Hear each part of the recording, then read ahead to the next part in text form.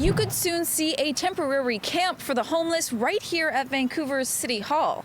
That's one of several options being considered by council this Thursday in its fight against homelessness. A lot of suggestions, but now really we have to make a decision. With calls for action growing, city staff have come up with a number of options to help house Vancouver's homeless population.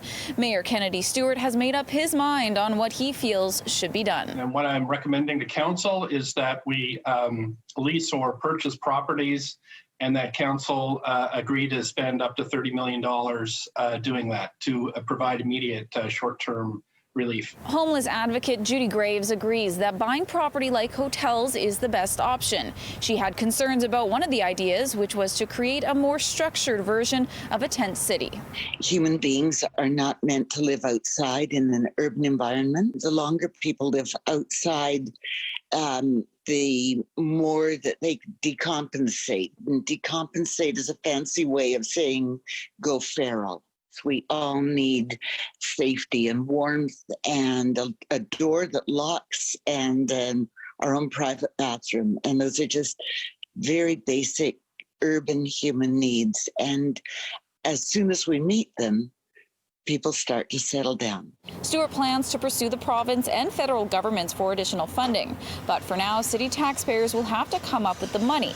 However, a senior staffer warns against this move, pointing out it would be extremely challenging and not sustainable for the city of Vancouver to absorb these capital and operating costs within the capital and operating budgets without displacing other permanent housing investment contemplated in the capital plan, reducing other services across the city, or increasing property taxes significantly. But Mayor Stewart believes the city can put together the money without increasing property taxes. It will depend on what individual properties we select, and that will determine what funding streams those monies come from.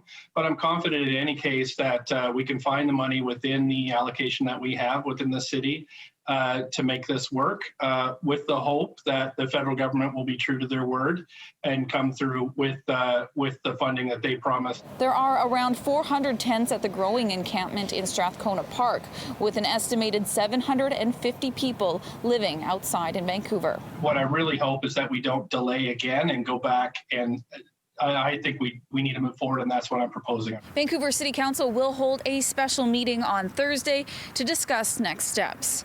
In Vancouver, Ashley Burr, City News.